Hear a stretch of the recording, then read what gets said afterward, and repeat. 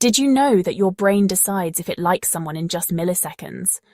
Before you have any awareness whatsoever, your body has already sent a flood of signals throughout your nervous system, making instant judgments about the person in front of you. Of course, I just had to know whether this response could be hacked. The answer is yes, indeed it can. And by the end of this video, you'll not only understand why we like certain people, but also how to use 10 science-backed brain hacks to get someone to like you.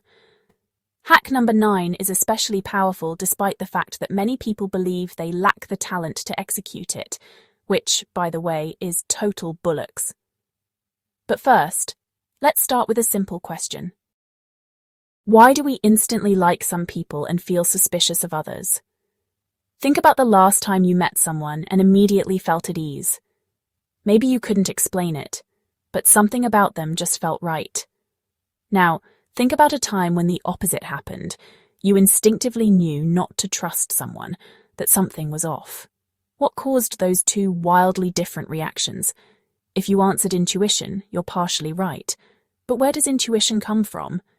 It actually comes from a deeply evolved neurological process, one that dates back millions of years to our early ancestors. Your brain comes hardwired with an ancient system for detecting social trustworthiness. Here's what happens. When you first meet someone, 3 parts of your brain light up like a switchboard. Your brain immediately starts scanning for clues about whether this person is safe, reliable, or potentially deceptive, starting with the amygdala, which instantly evaluates a person's facial expressions, tone of voice, and body language to decide, do they look friendly or hostile? Are they relaxed or tense?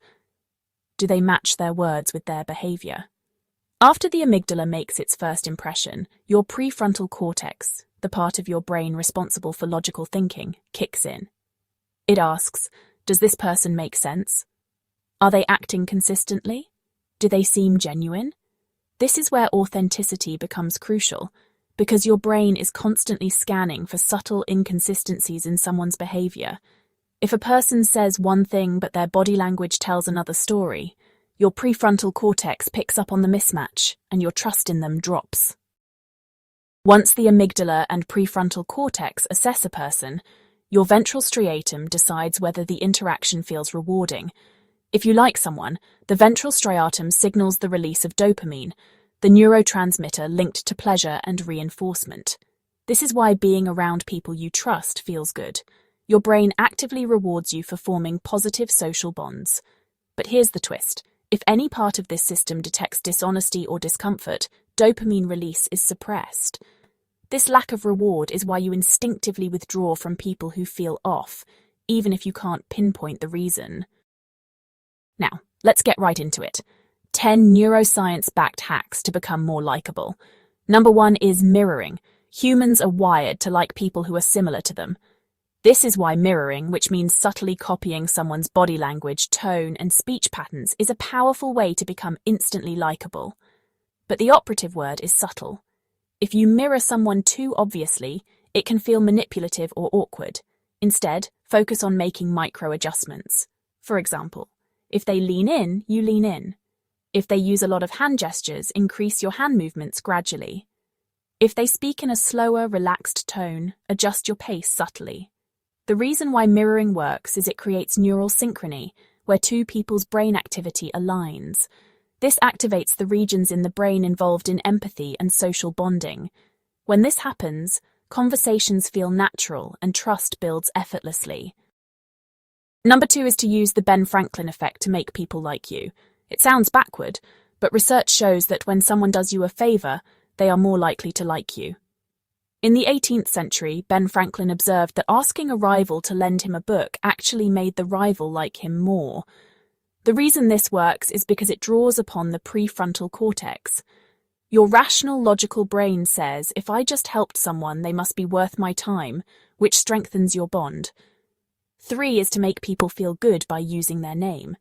Do you know who said a person's name is, to that person, the sweetest sound in any language? If you said, Dale Carnegie, give yourself a nerdy round of applause. Number 4 is to use strategic self-disclosure, but not too much. People connect through shared experiences. The key is reciprocal vulnerability, which is gradual self-disclosure that increases likability because it builds trust. This works because self-disclosure activates the ventral striatum, the brain's reward center. When we open up, the brain releases dopamine, which makes the experience more enjoyable and increases social bonding. And 5 is to flood the brain with positivity. Research by psychologist John Gottman found that successful relationships maintain a 5-to-1 ratio. This means for every 1 negative interaction, there are 5 positive ones. And while his research applied to couples, it is useful for anyone trying to build a relationship. As to what is going on in your brain releases the feel-good chemicals like endorphins and dopamine, making the shared experience pleasurable. 6 is the power of touch. Touch is one of the subconscious signals we use to establish trust. A simple handshake or a light touch on the arm can increase likability because it causes the brain to release oxytocin, the bonding hormone. Number 7 is to make your voice warm and competent. Did you know that your voice subconsciously signals your personality before your words even register? Psychologists suggest that the most likable voices balance warmth and competence. And here's what's going on neurologically. The area in your brain called the auditory cortex processes tone and pitch, while the amygdala evaluates whether a speaker sounds warm, trustworthy, and ultimately likable, or distant, defensive, and unlikable. Number 8 is to develop friendly, approachable body language. Once again, before you speak any words, the expression on your face and your body posture send signals that are being scanned by your receiver's amygdala to determine if you're a friend or a foe. The best way to appear more approachable and likable? It's truly so simple: a friendly smile, eye contact that's not assertive, and an open posture, meaning uncrossed arms, are all it takes. Number 9 trips many people up because they believe they lack the talent to do this. But I'm hopefully going to convince you otherwise. So number 9 is to become a storyteller. And before you object that you're not a storyteller, let me point out that you've been telling stories all your life. Not only that, you've been telling great stories without worrying about whether they have a proper beginning, middle, and end, or what the emotional arc is. You just do it. It's innate. For example, as a toddler, you may have made up a highly convincing story of how your stuffed animal ate all the cookies, despite there being crumbs on your face. As a teenager, you may have told the story about a sporting event at school. As an adult, have you ever gone out with colleagues and told the story about a horrible boss at work? Likely you have. These are all stories which are basically a description of an experience. And the reason that storytellers are highly likable is because stories activate multiple brain regions, including sensory, emotional, and motor cortexes, that make conversations more engaging and memorable. And the final brain trick is to use the similarity attraction effect, even if you're not that similar. We naturally like people who seem similar to us.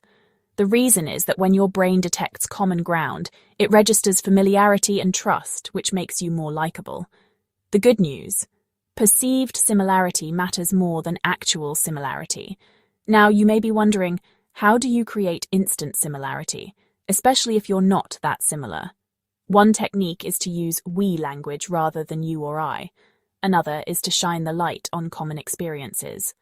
And finally, subtly use similar phrases or similar humor as the person you're speaking to. And there you have it. 10 science-backed brain tricks to make anyone like you. Let me know in the comments, which are you going to try first? And if your curiosity-driven nerdy brains found this video fascinating, make sure to like, subscribe, and hit that notification bell for not only more videos, but to help build the largest community of nerds in the world. Signing off, but the nerdy synapses never rest. Nerdy and proud.